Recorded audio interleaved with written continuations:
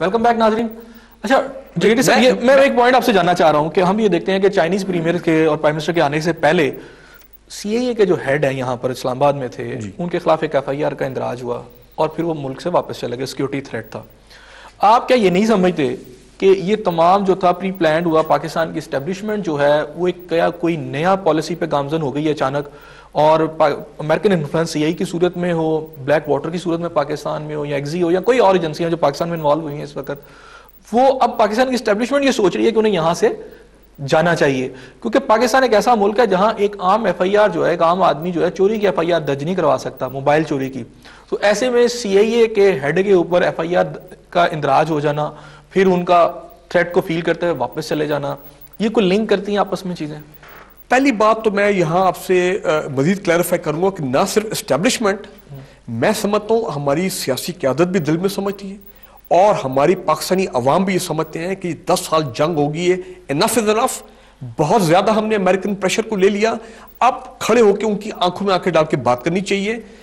اور میں سمجھتا ہوں کہ یہ وقت آنے والا ہے، یہ نارتھ وزیرستان پہ ہو سکتا ہے کہ یہ آپ تبدیلیاں دیکھ رہے ہیں جو پاکستان میں پولیٹیکل چینجز آ رہی ہیں.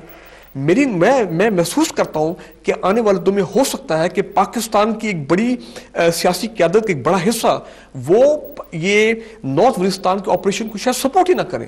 تو اگر پاکستان میں اگر پیپلز پارٹی کی گورنمنٹ صرف رہ جاتی ہے وزیرستان کے آپریشن کو سپورٹ کرنے کے لیے، اور باقی قیادت جو ہے وہ کہتی ہے کہ جی ہم یہ پاکستان کے انٹرسٹ میں نہیں ہے، تو آپ مجھے یہ بتائیں آرمی جو ہے وہ کیسے یہ آپریشن کرے گی، کیونکہ it is against the will of the people. دوسری بات جو آپ نے کہی کہ یس یہ ایک بڑی میننگ فل بات ہے اور حیران کن ہے، ہم نے کبھی نہیں دیکھا پہلے ماضی میں بھی، آپ کو افغان جہاد میں آپ کو یاد ہو کہ اسلام آباد سی آئی اے کا سب سے بڑا اسٹیشن سمجھا جاتا تھا اس علاقے میں. اور اب جب آپ سڈنلی دیکھ رہے ہیں کہ اسلام آباد میں جناب وہ ڈرون اٹیکس کے اوپر ایک وہ ڈیمونسٹریشن ہوتی ہے، فاٹا کے کچھ ہمارے وکیل ہیں انہوں نے ایف آئی آر درج کرائی، اور دیکھتے ہیں کہ 10 دن بعد سی آئی اے کے چیف جو ہیں وہ پاکستان سے چلے جاتے ہیں، جو میڈیا میں پالیسی شفٹ تو ہے. جی تو میں یہ دیکھ رہا ہوں کہ میں دیکھ رہا ہوں کہ اسٹیبلشمنٹ میں، پاکستان کے عوام میں اور کچھ بڑی سیاسی قوتوں میں اب یہ سوچ آ رہی ہے کہ ہم نے اب امریکہ سے کھل کے بات کرنی ہے کہ بھائی، اور جس طرح ڈاکٹر صاحب نے کہا it is time that we review our policy on the war on terror. دیکھیے پاکستان کو بڑا نقصان ہو گیا، پاکستان کی معیشت کو کتنی تباہی ہوئی ہے، پاکستان کے عوام جو ہے ان کی حالت آپ دیکھیے کیا ہوگی. امریکہ خود افغانستان میں جنگ ہار رہا ہے، اور لسبن کانفرنس نے کہہ دیا کہ 2014 میں ہم نکل جائیں گے. جرمنی نے اناؤنس کر دیا کہ 2012 میں ہم اپنی فوج افغانستان سے نکال لیں گے.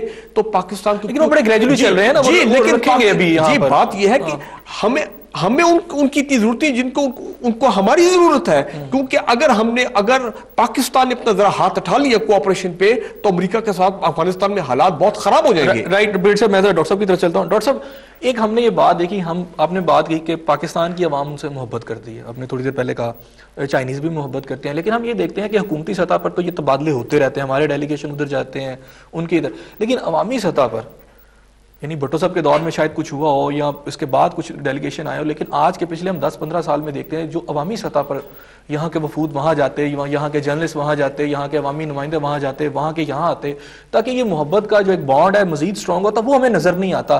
کیا آپ سمجھتے نہیں کہ اس سطح پہ کام کرنے کی ضرورت ہے؟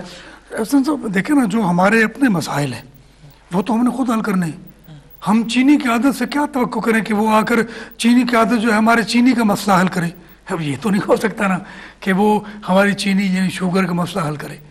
اچھا میں جو دیکھتا ہوں، جو میں نے پہلے بات کی اور برٹر صاحب نے بات کی، کہ دیکھیں چینی وزیر اعظم نے پہلے بھارت کا دورہ کیا، اس کے بعد وہ پاکستان آیا، اور اس کی جو پارلیمنٹ میں تقریر تھی احسن بھائی، اس میں کشمیر کے سوا ساری باتیں تھیں، کشمیر کا کوئی ذکر نہیں تھا. اس مطلب کہ کوئی پالیسی جو ہے وہ ٹرن لے رہی ہے. اچھا میں سمجھتا ہوں کہ بھارت جانا چینی وزیر اعظم کا بہت اچھا رہا. میرے خیال میں بھارتی قیادت کو سمجھ ہی نہیں آئی کہ یہ چین نے ہمارے ساتھ کیا کیا ہے. چین یہ کر رہا ہے کہ امریکہ کے زیر اثر اتنا نہ آ جائے بھارت کہ وہ چین کے مد مقابل ہو جائے، یہ ایک روک دی ہے اس کو. اور میں یہ سمجھتا ہوں کہ بھارت کبھی بھی امریکہ کے کہنے پر چین کے سامنے نہیں آئے گا. یہ کام بھی امریکہ پاکستان سے لے گا خدا نخواستہ. اور میں سمجھتا ہوں کہ پاکستانی قیادت کو ہوش کے ناخن لینے چاہیے، اور جس طرح بریگیڈیئر صاحب نے کہا کہ اپنی جو پالیسی ہے اس کو گریجولی تبدیل کرنا چاہیے اور امریکہ سے جان چھڑانے کی کوشش کرنی چاہیے. دیکھیں یہ جنگ ہماری نہیں تھی مگر اب جو بائیڈن کہتا ہے کہ جناب القاعدہ تو قبضہ کرنے والی ہے پاکستان پر اور ہم بچائیں گے پاکستان کو. اور تم کون ہوتے؟ تمہیں شرم نہیں آتی؟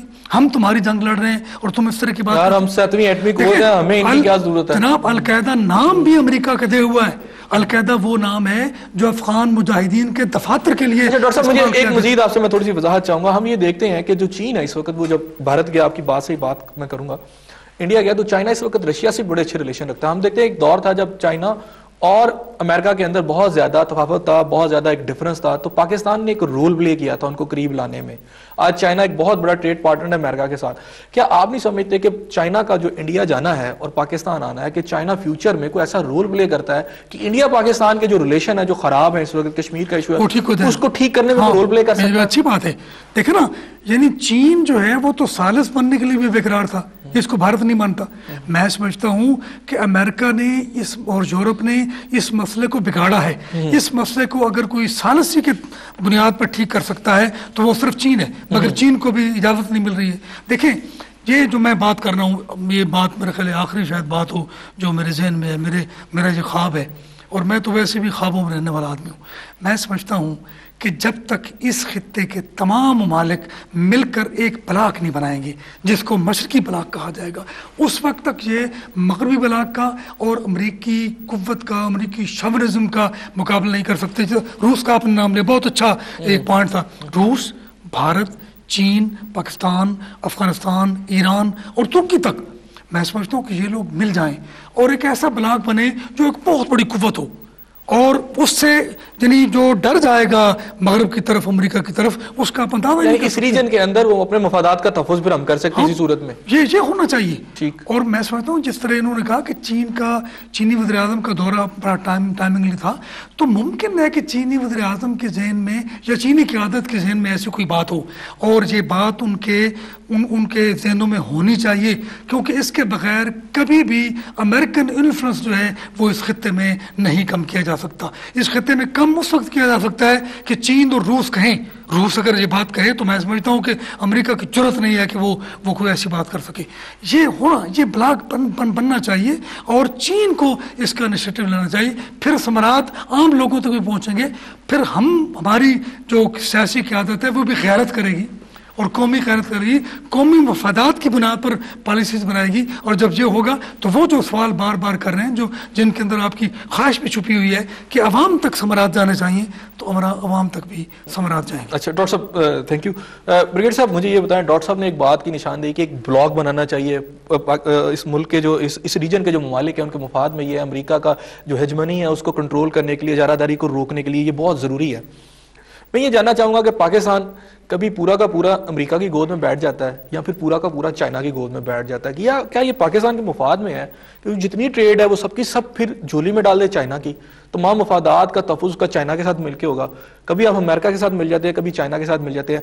کیا یہ بہتر نہیں ہے کہ ہم دیکھیں جہاں ہمیں چائنا سے فائدہ ہے ہم چائنا کے ساتھ چلے جائیں, ہمیں کسی اور ملک سے فائدہ ہے ہماری پالیسی اس پہ شفٹ ہونی چاہیے کہ ہمارا مفاد کہاں پر ہے, یا پھر اس پہ شفٹ ہونی چاہیے کہ ان محبتوں کو دیکھتے ہوئے جو چائنیز ہمارے ساتھ کریں ہم ٹوٹل کے ٹوٹل ان کی گود میں بیٹھ جائیں.